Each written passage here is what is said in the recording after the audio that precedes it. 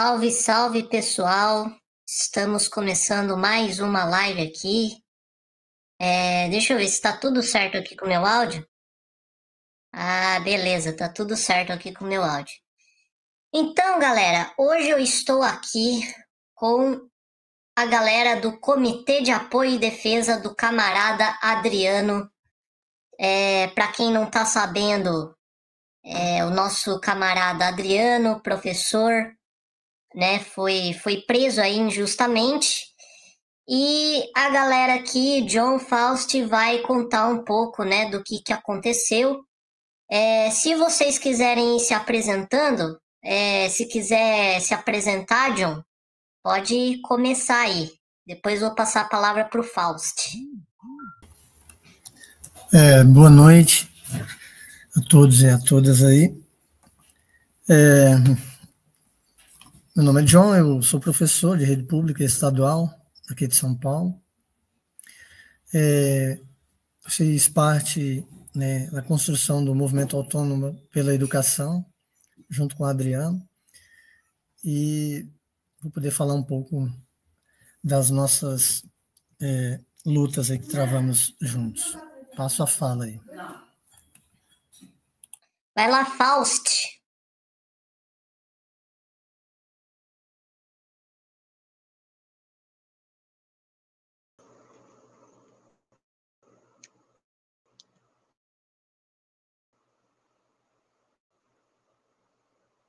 Faust, tá tudo bem aí? Pode se apresentar, cara.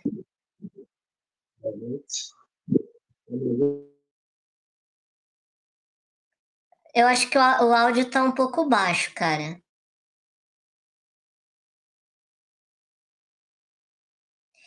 Bom, enquanto o Faust vai ajustando o áudio dele, passar a palavra para o Glaucião. O Glaucião já passou aqui algumas vezes nas nossas lives. O pessoal já conhece ele, né? Enquanto isso, pode falar, Glaucião, pode falar. Acho que o Faust conseguiu arrumar aí, o Croft.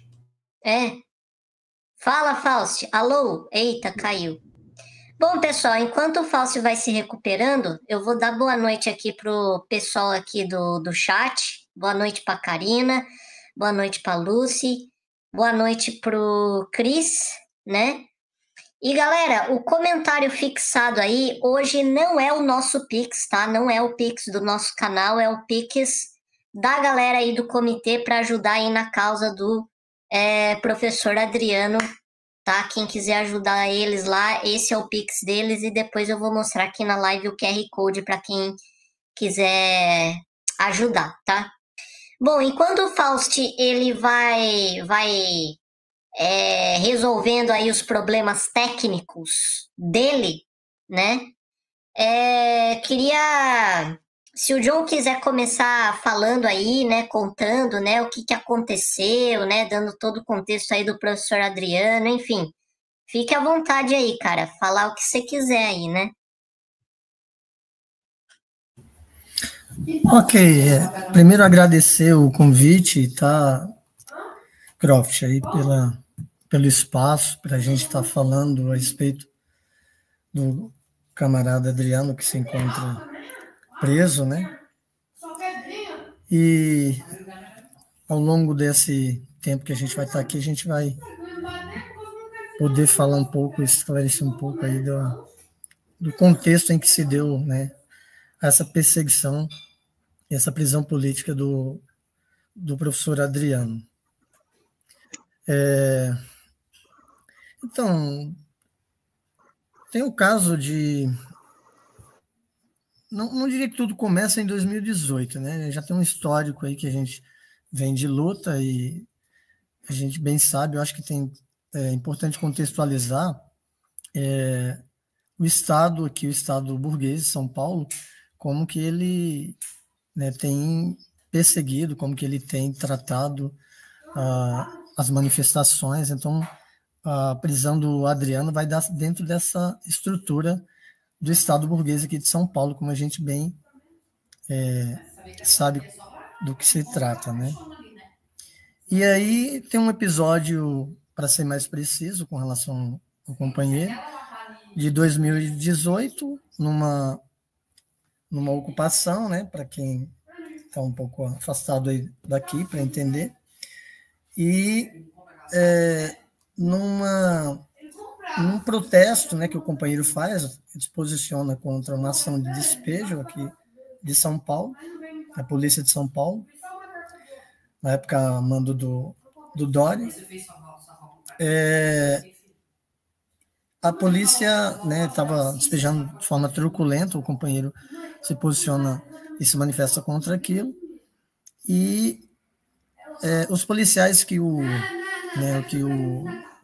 reprimem ali naquele momento voltam um episódio posterior, com um caso de agressão a uma companheira, e o Adriano se posiciona também na defesa dessa companheira, um conflito de casal, e aí os mesmos policiais retomam horas depois e veem que é o mesmo, né, a mesma pessoa que está se manifestando ali, também, mais uma vez, se posicionando contra uma injustiça, contra uma situação, né, que está ocorrendo, e aí marcam, evidentemente, o Adriano, e o João, só um momentinho, filho, por favor, e o prendem ali, né, e aí, posterior a isso, uma prisão e lavrado um boletim de ocorrência que incrimina o Adriano como, né, coloca ele na condição de desacato, tudo aquilo que a gente já conhece, já sabe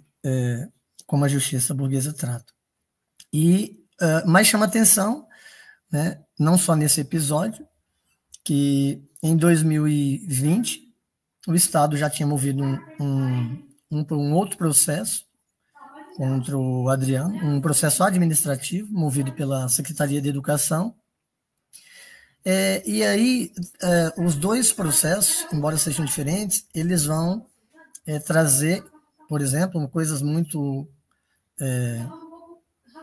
curiosas, que é a predominância de policiais com testemunhas acusatórias, tanto num como no outro, né?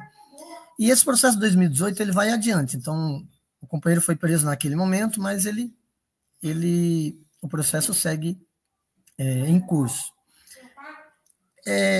Como o companheiro ele luta por moradia, né, não é só a luta por educação, e tem um histórico de luta noutras áreas também, foi colocado numa condição de que impossibilitou, por exemplo, ele ter um acompanhamento mais efetivo, mais próximo com relação ao processo que estava em seguimento, estava seguindo na justiça. E, obviamente, a justiça já conhece, pelo histórico de luta, né, de quem luta aqui em São Paulo, uma justiça que seria interessante reservar um tempo para falar sobre isso, né? E dar andamento, e a comunicação ali com relação ao processo, para acompanhar, fica difícil, e esse processo vai adiante, transita em julgado, e aí a justiça o sentencia por desacato, né? A sentença foi 10 meses, né, e 26 dias, no regime semiaberto. No entanto, o companheiro, desde 16 de setembro, quando estava com a família, trafegando por uma rodovia aqui em São Paulo, foi abordado numa blitz, e aí, ao conferir a documentação dele, ele, né, tinha essa sentença já em andamento, foi preso, né, pela polícia, levado à delegacia, e desde então a justiça tinha dado como, né, execução de pena.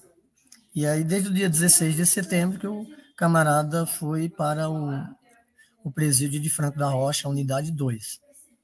E aí, após isso, a gente, né, tomou conhecimento da situação e da prisão do camarada, e aí tentamos construir um comitê, organizar um comitê de luta para denunciar toda essa situação.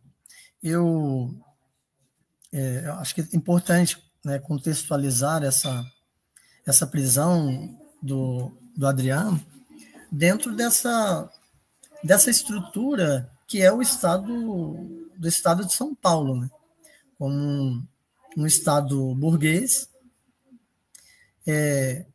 com suas instituições, né, tanto políticas como justiça, que tem feito ao longos anos aí, um processo bastante truculento de violência, não só do ponto de vista policial, né, política, e violência econômica, porque as políticas que têm sido adotadas, as políticas neoliberais, que têm sido adotadas por esse Estado de São Paulo, elas têm afetado, né, todo um conjunto da classe trabalhadora, e aí a classe trabalhadora, quando, né, isso é sintomático, evidentemente, do Estado burguês, quando essa classe trabalhadora se organiza e resolve contestar esse tipo de política e se organiza para isso, né, se manifesta, protesta, é duramente reprimido, e quem,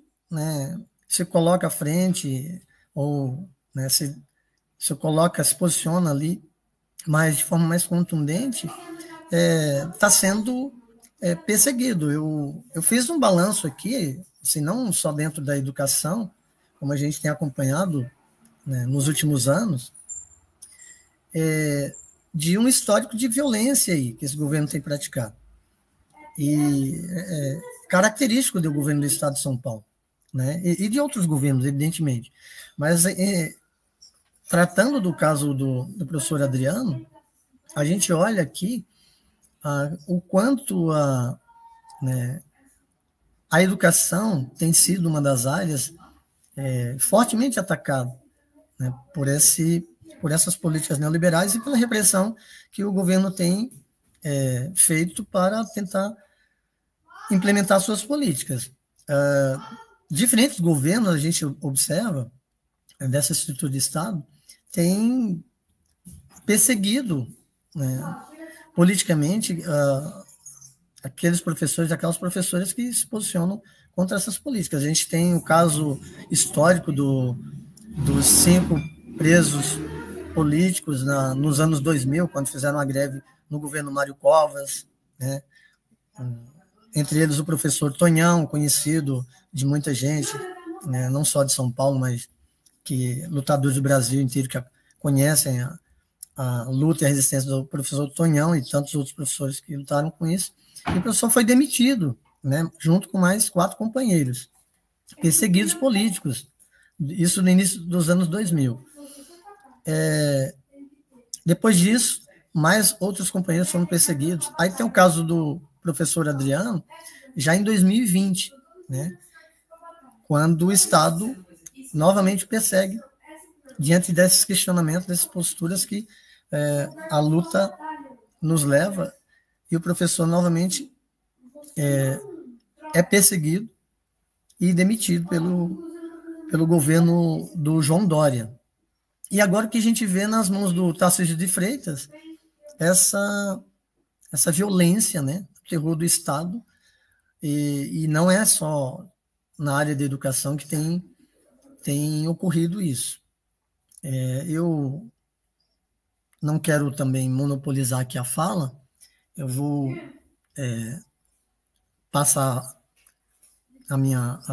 tempo de fala para os camaradas também poderem falar um pouco, mas depois eu retomo algumas ideias aqui para não ficar